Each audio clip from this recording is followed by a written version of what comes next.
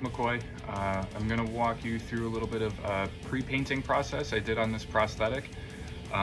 It's a foam latex prosthetic by RBFX. Paints I used Mel Pax paint for sealing the prosthetic.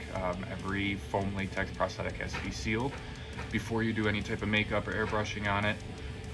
So I used Mel Pax for the Pax paint to seal it, and then I moved over to Pro Air body art paint in the airbrush. It's alcohol based, and I used Delium Tools brushes for this.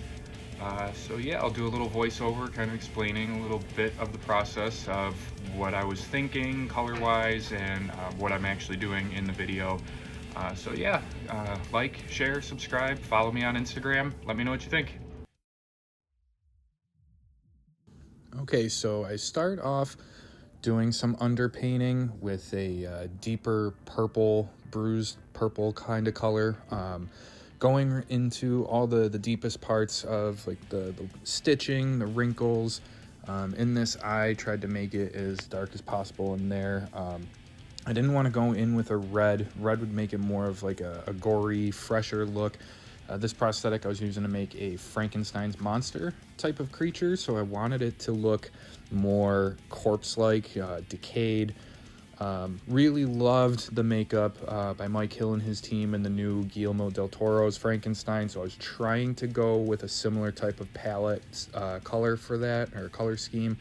So I really wanted to keep it dark and decayed in certain spots, and then a lighter pale color more for the skin complexion. But going in here with all the deepest wrinkles with a purple, and like I said, this is the underpainting, so there's going to be tons and tons of layers. So I'm using a liner brush by Delium Tools going into the detailing of the wounds or the wrinkles.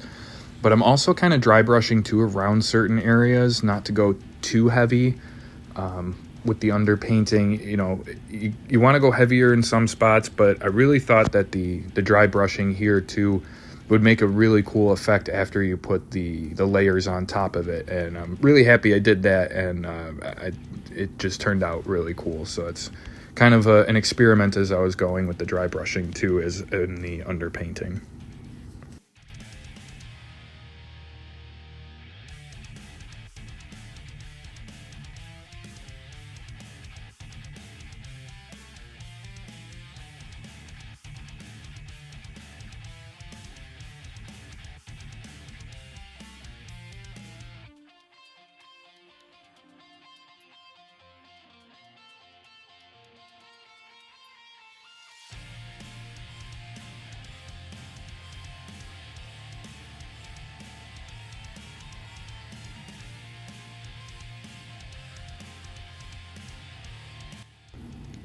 And here you can see the other side of the face with the stitching.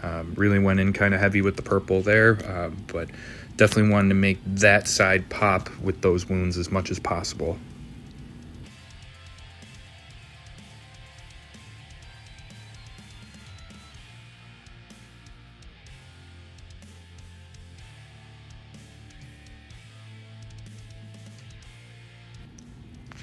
I did come in here with a little bit of red too on top of the purple in certain spots. Dry brushing in a couple areas as well, like around some wrinkles and stuff. So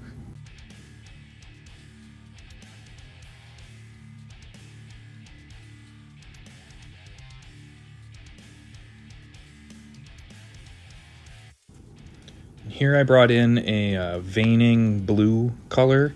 I went a little heavy in certain spots, but the top layer kind of helped blend that all in.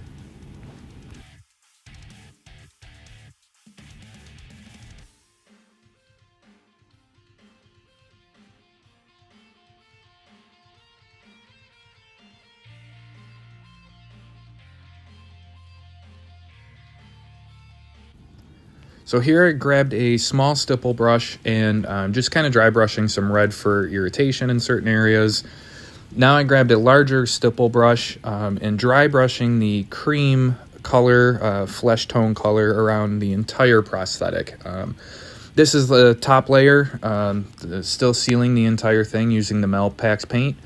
This just really ties everything together, brings your underpainting together in one cohesive look. Just stay away from the edges as much as possible, because when you do the application of the prosthetic, that's when you want to tie everything in with the edges. And this way you don't get any paint on those edges and kind of roll the edges over, get a nasty wrinkle. Going in again here with another little bit of red dry brushing. So after all that was dry, I came in with the airbrush using the Pro Air body paint. Here I'm using a bruise purple, just kind of making some figure eights and some squiggles for some veining underneath. It's a little bit more of an underpainting thing for that, but I did go in afterwards along the entire prosthetic with a lighter, paler color to bring those veins down a little bit.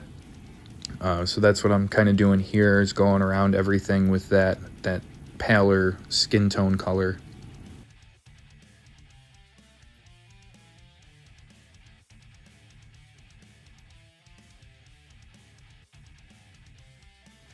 And just finishing up here with the pre-painting, and that's about it. Once the application goes on, then you finish the paint job, so stay tuned for the application video.